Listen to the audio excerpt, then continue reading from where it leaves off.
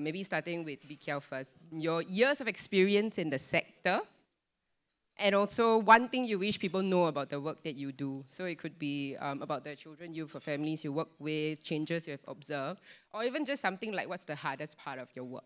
Yeah, maybe you can start. BKL, thanks. Hi everyone, I'm BKL. So I have been in the sector for close to 30 years, so don't guess my age. But all right, the hardest part of the work really is about, because I look after the children and youth programs in Singapore Children's Society, so we do a whole mixture of developmental work, preventive work, and also the rehabilitative work. So the rehab work is where I started from, where we really work with the children in risk and at risk. So for that piece of work is quite obvious in a sense. I don't need to explain a lot what I do, and it's quite there for all of us to see the kind of impact that we make.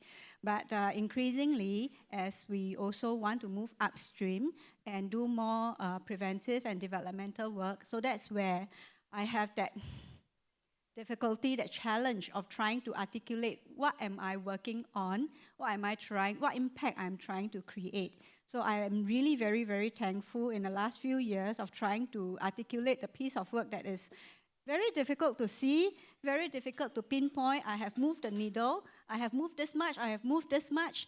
My colleagues at RU, research unit, has been really very helpful to journey with us, to share with us how we can put the narrative together, how we can even measure the impact that seemingly is very difficult to measure. Yeah. Thanks very much, BKL. Maybe Sin Wei. Yeah, hello everyone. My name is Sing Wei, and I'm the Center Head for Yishun Family Service Center. So in my work, I work mainly with the lower income families living in Yishun. So what is the hardest things that I struggle with, right? I think Minister Desmond talked about that earlier, that the families in Singapore, the challenges that we face are getting more and more complex. And many times people will ask me, hey, Sing Wei, what do you mean by complex? I keep hearing this word coming out, complex and complex. So one way to think about it, there's a difference between complex and complicated. So complicated, right, is doing a brain surgery. So if I follow the steps, step 1 to step 10, probably the surgeon is able to complete the surgery. But complex family is that every families that we serve, they face very different challenges. There's no one solution that we can just apply for all the challenges that we face. So many times in the Family Service Center, we work with very diverse, very different range of challenges, problems, and that requires very different approaches in working with them. So one of the programs that we were sharing earlier during the cocktail is about a new children's center that we are trying to set up in another part of Yishun. And in this program, it's a self-funded program. And the reason why we are branching out or moving away from a family service model is that we want to really embed ourselves deep into the community, where we can get to experience, to feel the vibes of the community, to get to know what's important for them, and also what are some of the solutions that they have. And in this program, we are actually intentionally engaging children, involving their participation, hearing their voice, in helping us to co-create, to co-shape the kind of solution that we can put in place.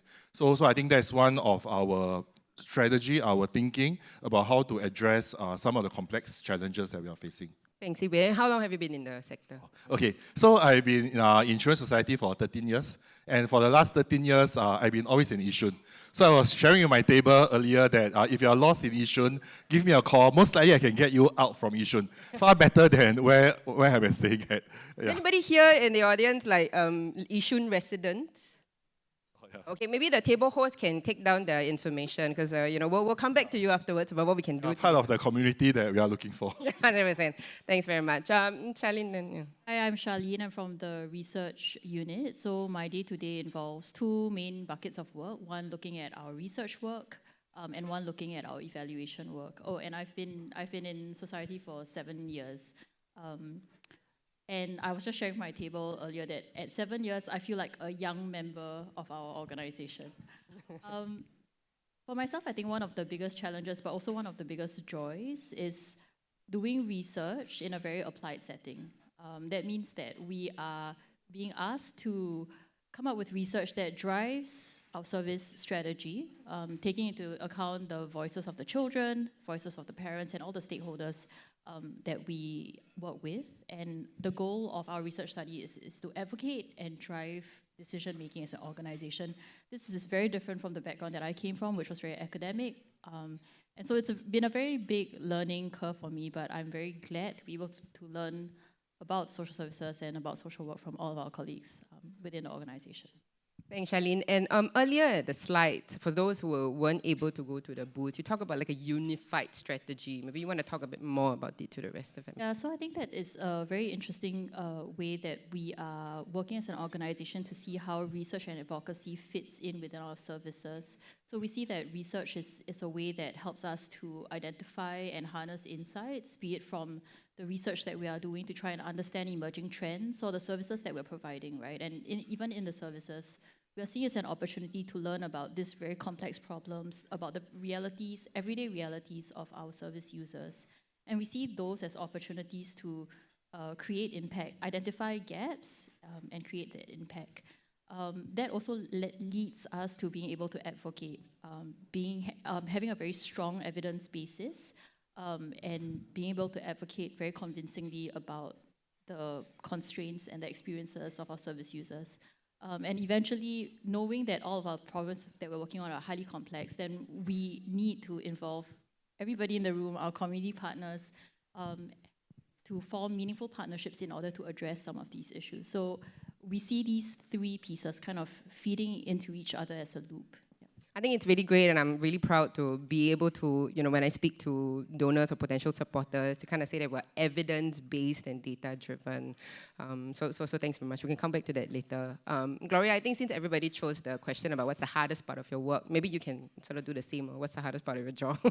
Okay. Hi, good evening, everyone. I'm Gloria. I actually oversee the team called Student Service, where we work with children in the middle childhood, so think of them as your primary school children. I think the biggest challenge for us is that people think that children generally have a very happy childhood, and we aspire and we work towards that.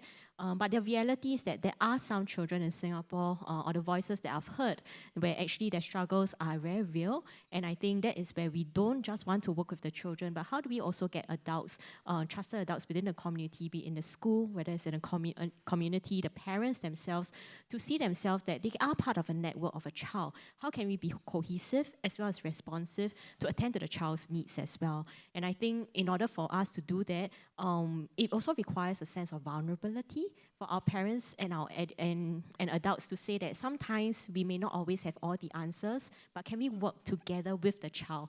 So we don't always have to think of ourselves, the adults, being the ones that problem solve for the children. I think actually building resilience in the children is also showing that sense of vulnerability, co-solutioning with our children about what are some of the next steps that we can undertake together. Thanks very much. Charlie, maybe going a bit into the research work, right? Like some of these observations that are made, how do these align with some of the data that you are seeing, and any of the insights sort of surprise you or not, that it's the hardest part of our work maybe? I think not really that it's surprising. I think a lot of the work, I think BKL was talking earlier about putting together the narrative. My own observation is that a lot of our colleagues are very focused on that one-on-one interaction with our service users, right? And then when we're asked, how do you tell the impact of your work? Then it becomes very difficult, right? Because I am just helping you with your case, and how do we take 3-5 steps back to look at the overall picture? I think that's one of the ways that research has been trying to partner with our service colleagues to really not just to articulate the impact, but to really understand what are the trends we are seeing, right?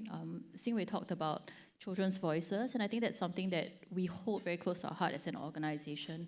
It's something that it's a common thread for all of our work. Even in our research work, we strive to always have the child's perspective alongside the adult's perspective in order to make more meaning of their experiences and design services that are suited for them.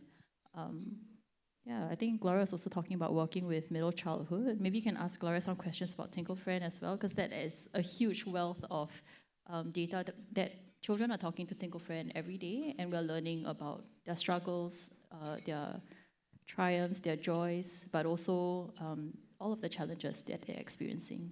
Yeah, I would actually love to expand into that, and we have so many stories. And in fact, I actually have a very long line of questions I would like to ask, but like I understand we're running out of time. But it's okay because next year we'll have for our 75th anniversary, we'll have a lecture, whoever's interested to join, to hear more of the stories. And the theme for next year would also be quite similar to whatever we're talking about, so please kind of stay tuned to that. But I think then maybe for BKL, because I think collectively with so many years of experience here, right? With the organization and with the sector. Can you share a bit more about what do you think we must do differently, collectively, to sort of do better maybe for the next 75 years? For the organization, collectively and together with support from everyone here, really is to do more for the youth and children development work. Yeah, because this is a piece that is not quite emphasized enough in our society. We see problems, we want to intervene, we want to do more of, because we want to see the problems resolved, the problems solved. But very rarely do we want to go upstream to do more, because we can't really see the impact. So this is something which I really want to call out to all of you, to really support the cause that we have at Children's Society, to really go upstream, to do more for and with the children and young people that we interact with, because this is where we are preventing things from getting worse. We are really growing them to be who they can be, so that they can flourish and not just be Wishing maybe. Yes, correct. Yeah, so this is where we really want to do a lot more in the next 5 years. And are we talking about service users or children and youth as a whole in Singapore, you think? We are really hoping to do more, not just for the service centers, because this is something where we believe that we have the experience. So we also like to share with the others out there who also share the same passion and commitment with us, so that we can also work together in partnership with the other agencies, with other partners, be it schools, parents, community partners, the grassroots out there, to really bring the message across to everyone that actually at the end of the day, for our children and young people, one more adult, one more supportive adult, one more significant adult in their lives that is reaching out to them, that is listening to them, engaging with them in a positive manner, that can make a lot of difference to their lives, rather than just, okay lah, you're okay, I leave you be. Yeah, because that is really not going to be the way forward for us. Yeah. Thanks, BKL. If there's one thing, Xin Wei, you can address this group, this Children's Society 1000 EP community, one thing you would like to tell them, what would it be? I know Celine want me to say one thing. Maybe I share 2 stories. Okay, so I think sometimes when we think about community, it always seems to be someone out there, that who is this community? Actually, the community is actually us. We are the community. We form the community. So in fact, sitting in this room here, I think beside, we also invited some of our partners whom we work with in our centers for tonight's dinner. So sitting in this room, okay, so I have one of the partners that is sitting in this room. How I first got to know her is someone sent me a message. Say, Xin Wei, there's this free Jack Neo movie in Yishun. Do you want to open it up to your clients? Then I say, sure, free movie, Jack Neo, why not? So then I met up with this person passed me this ticket, and we start to chat about the work that we do. So this person began to understand more about the work that we do, and slowly the relationship strengthened, deepened. And one day she told me, hey, Xin Wei, I got this lobang coming from this company that is looking to make home makeover. Yeah, doing a home makeover projects for the clients that we serve. And guess what? We say, okay, I don't know what is it. We can try. I think I do watch those home makeover shows on the TV. So let's try, let's come together and do something. And just before this dinner, I went to the group that helped us with the makeover and say, yeah, hey, thanks so much for this partnership. I think we have been working together for 5-6 families, right? Then the person looked at me and said, no, Xin Wei, it's more like 8 to 9 more families, and more should be coming in. Yeah, so I thought that is like a very tangible way of how we can work together collaboratively in making a difference to the children that we serve. So other than us, I mean, just this photo, like the gentleman on the far left, his name is actually Mr. Mansoor. He's one of our residents that stays in Yishun. And he's also one of our ex-service users. I think through our work, we are also beginning to see that when you're a service user, you're a help receiver, doesn't mean that you cannot be a contributor. So Mr. Mansoor, he used to be our help receiver in our center. We supported him. But at the same time, he's running a food distribution for the residents, the community in Yishun. And the level that he distributes food, right, is 365 days a year. And every day, he supported close to 80 residents. Yeah, so when we have Mr. Mansoor who is doing this part of work, and I start to know if, let's say, we are looking to do a food distribution drive, it's not necessary for me to tap on my social workers because I have residents champion like Mansoor who is able to support us. So I believe very strongly in how the different ones of us, we can come together, like what are some of the things that we are good at, that could be the work that we do and how we can collaborate and really like what the PM Lawrence Wong has been talking about, the We First society. And I feel that is a very tangible, practical way of building this We First society. Yeah, 100%. Thanks very much, Sinwei. So I think just for Charlene and Gloria, very quickly, I think what is the one thing that you hope everyone can take away from this tonight? Or like any help that you need, one thing. I think for me, it's really about, as a children's organization, a charity, I think it's also to champion about what we champion for as well. So one of the things when we think about children is that, one, we need to make sure that they have a voice and we really listen to a voice and take it seriously. And so in the way, for many of us, we will come into contact with children, be it through as a family, as an uncle, as an auntie, as a parent yourself. Tell our children that their voice really matters. Tell them that actually their experience are valid, and if there's really anyone that they want to talk to, see them yourself as trusted adults that they can turn to. And if not, think of us as one of the organizations that the children can turn to, because we operate the only helpline for children. The other thing that I may also encourage us to think about is also think of yourself as a network. You know, Sinwei was talking about how each one of us are really part of the community, and it's really true. Because our children, when they look at adults, they don't just look at their parents, they don't just look at the teachers, they look at all the adults in the community, and they make inference and they make observations of how adults actually respond to them as well. And those are the things that shape our children's perspective of how they view adults, and that will shape in terms of the help seeking as well. So I think all of us really play a role in modeling to our children help seeking as well as compassion. Thanks, Gloria. Michelle, yeah, as a parent, one thing. One thing, I keep it short. We have a saying in our organization that everyone can be an advocate for a child. So I'll say that to everyone as well. Everyone can be an advocate. Thanks, Charlene. I'll just end up as the head of community engagement and partnerships to just say that, like, thanks very much for being here. And I think at the end of today, at this session, have we given you any ideas of how you can collaborate with us? Maybe some, but the idea is that we don't have all the answers, so we don't know. And the title of today's panel is Collaborative Action for Collective Impact. So we actually have a QR code that you can refer to on screen. That is, if you have any ideas of how we can work together, if you want to take the first step, you know, you're curious and you care, but you don't really know how it fits, no problem. Just give us any of your thoughts. I call it at my table the sky's the limit conversation. Anything that you have in your own capacity, let us know if there's an opportunity. Give us some thoughts on how you think you can support, and we'll get back to you and get in touch. But I really wanted to represent the organization and say really thank you very much for being with us today, especially those who've been here the first time.